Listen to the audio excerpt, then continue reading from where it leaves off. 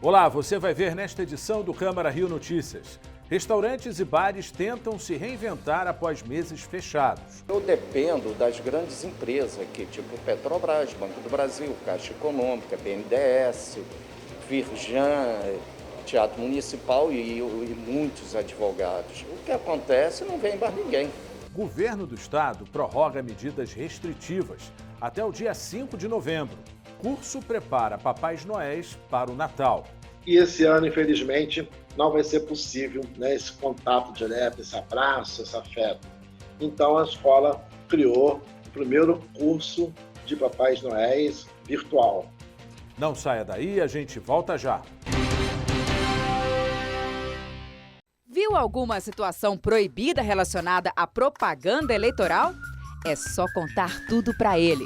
Pardal é o nome do aplicativo de celular que vai receber as denúncias e colocar a boca no trombone para que as eleições sejam limpas. Com foto e um texto explicando a situação, você ajuda a combater o que está errado. Baixe agora no seu celular o aplicativo Pardal e faça parte do nosso time. Como um bom passarinho, o Pardal não vai ficar de bico calado.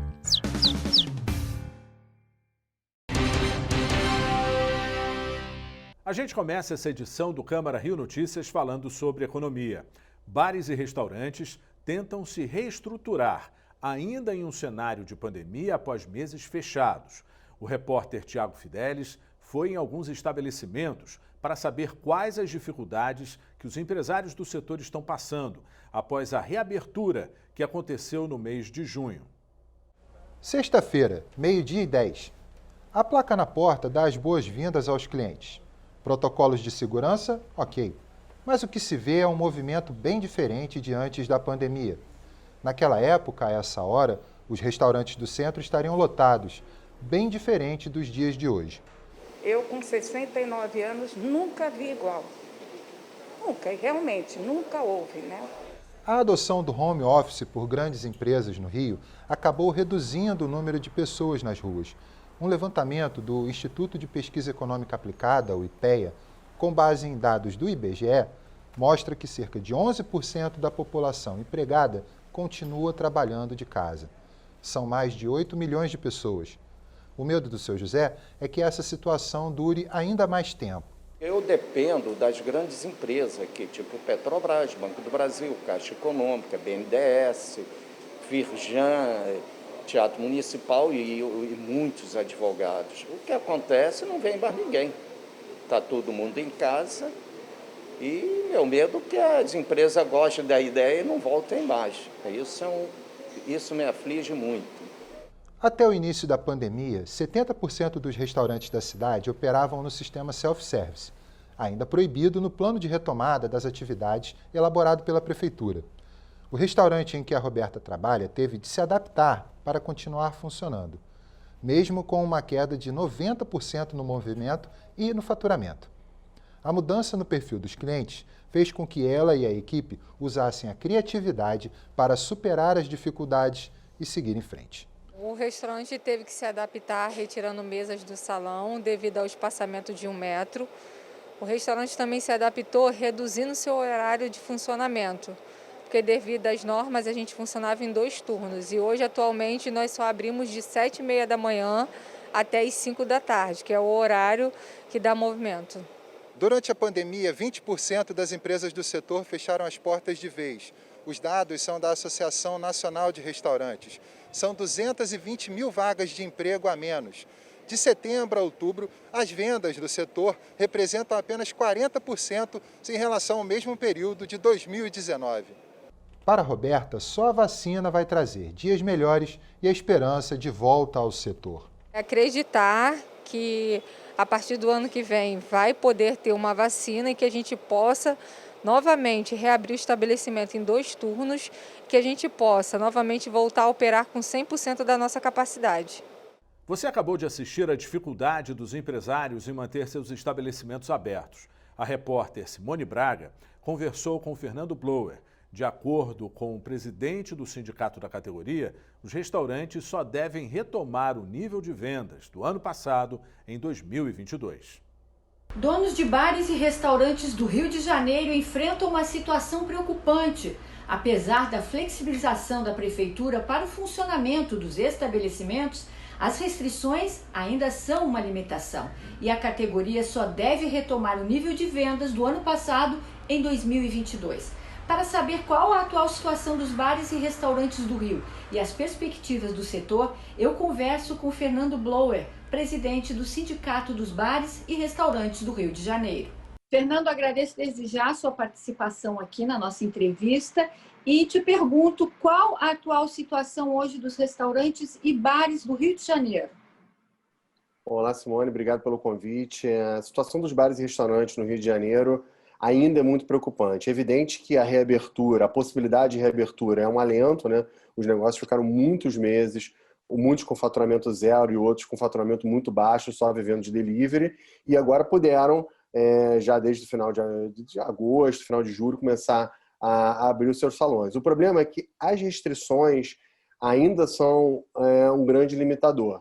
Primeiro, restrições propriamente jurídicas por conta da necessidade de distanciamento entre mesas, de ocupação do espaço. Houve até uma flexibilização grande da prefeitura nesse último mês que passou, mas ainda assim o distanciamento de 2 metros é um grande empecilho para um nível de faturamento satisfatório. E a segunda contingência muito relevante é de ordem econômica, né? A população, de modo geral, teve diminuição de renda, o desemprego aumentou bastante e a situação econômica da cidade do Rio ainda é muito delicada e sabe-se que essa recuperação será muito lenta. E os bares e restaurantes, eles são uma consequência, um espelho de como está a sociedade. Se a sociedade está reprimida em termos de consumo, não tem uma perspectiva de futuro a curto prazo interessante, naturalmente gasta-se menos em bares e restaurantes. E é isso que está acontecendo. Para você ter uma noção, os nossos levantamentos mostram que, em média, os bares e restaurantes estão faturando em torno de 50% apenas do que era a média histórica para esse período. Então, a gente ainda está muito aquém do necessário para uma boa performance financeira das empresas. Antes da pandemia, o sindicato representava quantas empresas e empregos? E hoje, qual a realidade? Vamos lá, só na cidade do Rio de Janeiro eram 110 mil empregos diretos e cerca de 10 mil estabelecimentos. E vale lembrar que a nossa cadeia de fornecimento é muito longa, né? De prestadores de serviços, distribuidores, pequenas indústrias, agricultores, etc. Então, para esses 110 mil, a gente calcula que o impacto em emprego seja até 5 vezes mais, até pelo menos 500 mil pessoas eram impactadas diretamente pela nossa cadeia de fornecimento. A realidade da pandemia foi muito dura e o nosso setor foi, de longe, um dos mais atingidos. Em termos de empregabilidade, foi o mais atingido. Nenhum setor na economia da cidade do Rio de Janeiro desempregou tanto quanto o nosso. Foram cerca de quase 18 mil empregos perdidos nesses últimos tempos. E as empresas, algo em torno de 20%, certamente não conseguirá reabrir. Levando em conta ainda que muitas devem fechar até o fim do ano exatamente por conta das contingências que eu citei, de ordem econômica e jurídica. Então é uma situação ainda de alerta e de preocupação muito grande.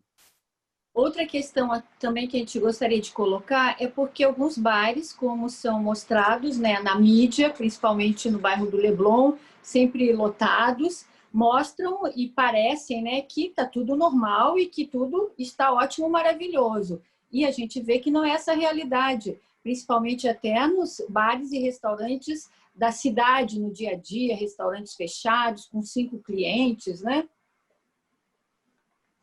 Exatamente. A situação dos bares e restaurantes é muito distinta dessa que muitas vezes dessa imagem que muitas vezes é veiculada.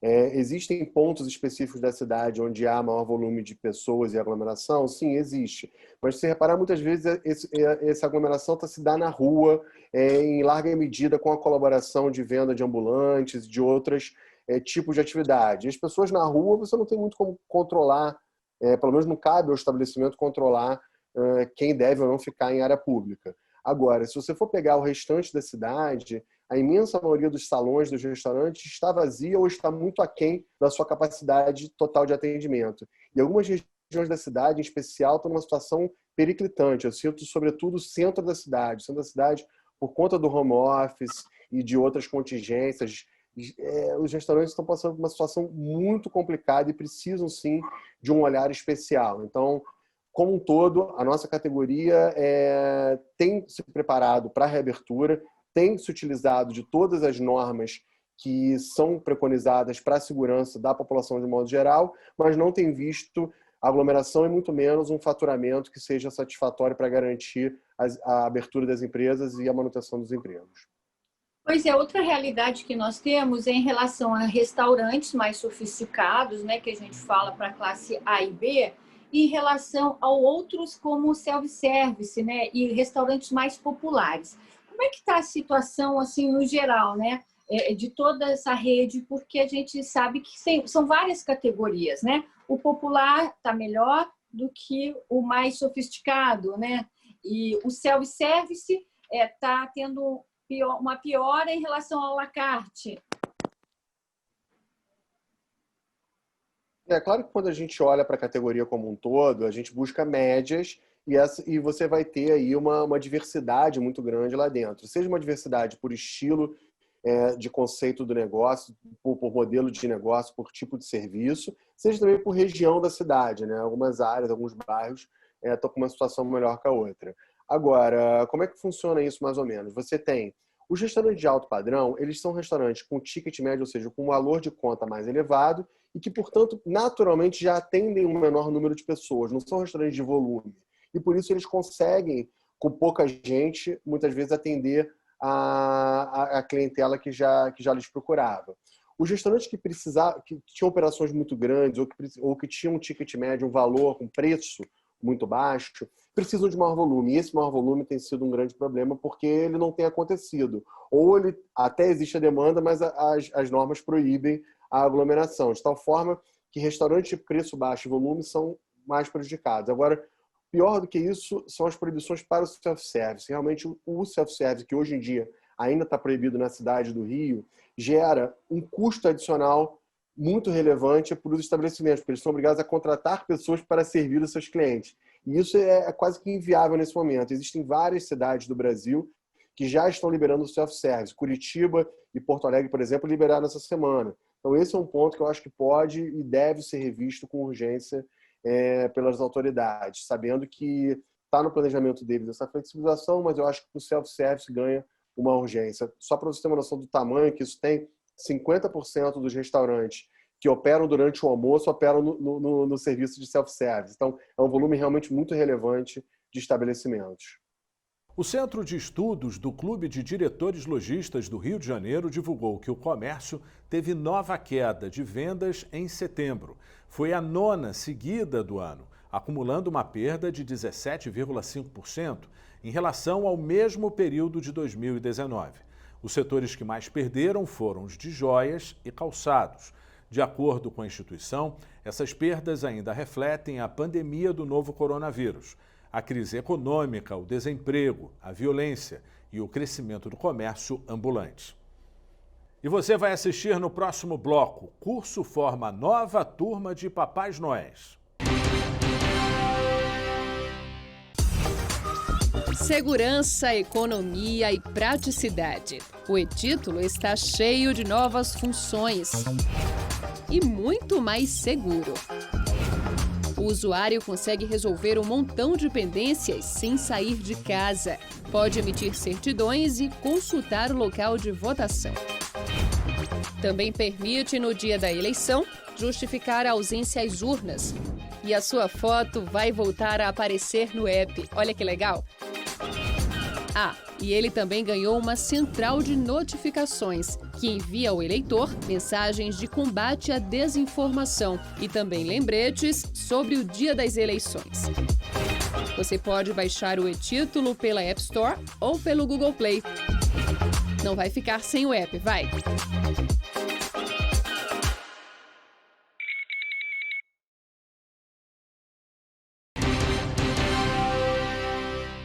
O governo do estado prorrogou as medidas restritivas até o dia 5 de novembro.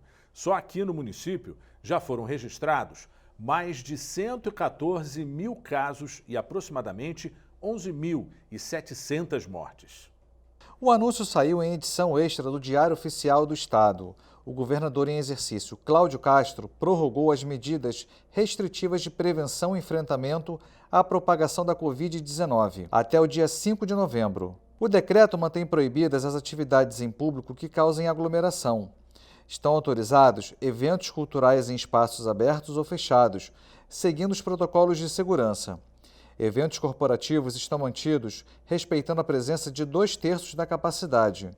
Já eventos como casamentos e formaturas estão permitidos com limitação de 50%. As rodas de samba também estão autorizadas. Caso o evento reúna mais de 1.000 pessoas, será preciso criar um protocolo específico para ser avaliado pela Secretaria Estadual de Saúde. Esse mesmo protocolo também precisa da aprovação da Secretaria de Cultura. O SEBRAE e o Conselho Nacional de Desenvolvimento Científico abriram inscrições para o processo seletivo de bolsistas no projeto ALI, Agente Local de Inovação. No total, serão 30 vagas para início imediato e outras 15 para reserva. Ao todo, serão quase 2 anos de curso. O candidato selecionado será capacitado para atuar dentro de micro e pequenas empresas, ajudando a desenvolvê-las. Para se candidatar, é preciso ter graduação completa em qualquer curso superior e concluída a partir de 2011, além de 6 meses de experiência profissional. O valor da bolsa é de R$ 4.000. As inscrições podem ser feitas até o dia 29 de outubro no site seleçãofapetec.org.br. A Praia da Reserva ganhou o certificado internacional de bandeira azul. Esse selo é dado para os lugares que se destacam pela excelência ambiental. Aqui no município, só a Prainha tinha esse título. Com 8 quilômetros de extensão, a Praia da Reserva está localizada às margens da Avenida Lúcio Costa, entre a Barra da Tijuca e o Recreio. Muito conhecida entre os cariocas, ela agora ganhou fama mundial. A Praia da Reserva recebeu certificado internacional do programa Bandeira Azul. Essa é a maior premiação que é dedicada à gestão de praias, marinas e embarcações para o turismo. Para ganhar esse prêmio, são avaliados uma série de critérios, como a qualidade da água, a educação ambiental, a segurança, o turismo sustentável e a responsabilidade social. Essas avaliações são feitas por um júri em Copenhague, na Dinamarca. A cidade do Rio já tinha esse título com a Prainha. Quem também já recebeu esse certificado foi a Praia do Peró, em Cabo Frio. Uma tradição de dezembro é a presença do Papai Noel em estabelecimentos como shoppings. Mas esse ano, por causa da pandemia do novo coronavírus, os eventos serão virtuais. Mesmo assim, para se tornar o bom velhinho, exige muita dedicação, estudo e preparação. Pela primeira vez em 27 anos, a Escola de Papai Noel do Brasil não reuniu candidatos a bons velhinhos numa sala de aula. Devido à pandemia do novo coronavírus, o curso está sendo oferecido remotamente, com cada aluno resguardado em suas próprias casas. O curso do Papai Noel, realizado pela Escola de Papai Noel do Brasil, sempre foi presencial, sempre tiveram uma sala cheia, com 50 bons velhinhos, conversando, batendo um papo, se abraçando, enfim, se confraternizando, trocando ideias, trocando experiências. E esse ano, infelizmente, não vai ser possível esse contato direto, esse abraço, esse afeto. Então, a escola criou o primeiro curso de Papais Noéis virtual. As exigências independem se o curso é presencial ou online. Todos os candidatos devem ter em seu perfil alguns requisitos básicos para se tornarem bons velhinhos. A idade mínima é de 50 anos, é necessário ter barbas e cabelos grisalhos, estar 100% de saúde e, é claro, gostar de crianças. A tecnologia aproximou o Polo Norte. Desta vez, entre os 55 inscritos, há Noéis de Pernambuco, Bahia, Brasília, Rio Grande do Sul, Goiás, São Paulo e Rio de Janeiro. Além de terem aulas de interpretação, maquiagem, cuidados com a barba e o figurino, canções natalinas, o isolamento social trouxe novas necessidades para a formação desses representantes do Natal. Um diretor de câmera, um diretor de televisão, ensinando os bons velhinhos a se comportar em frente a uma câmera, a se colocar direitinho, pois os trabalhos que estão surgindo são todos eles na base virtual, entendeu? Então, essa é uma matéria muito importante para os bons velhinhos, estarem bem focados. A outra matéria é a participação de uma psicóloga, né, para orientar os bons velhinhos nesse momento difícil, de como agir, como proceder, né, nessa pandemia, está deixando todo mundo muito afetado, muito em casa. Então, orientar direitinho como o bom velhinho tem que se proceder realmente, entendeu? Aos 68 anos, Carlos Alberto já é Papai Noel há 3. Ele aprovou as lições online e não vê a hora de pô-las em prática. É muito emocionante e muito gostoso ser Papai Noel, né?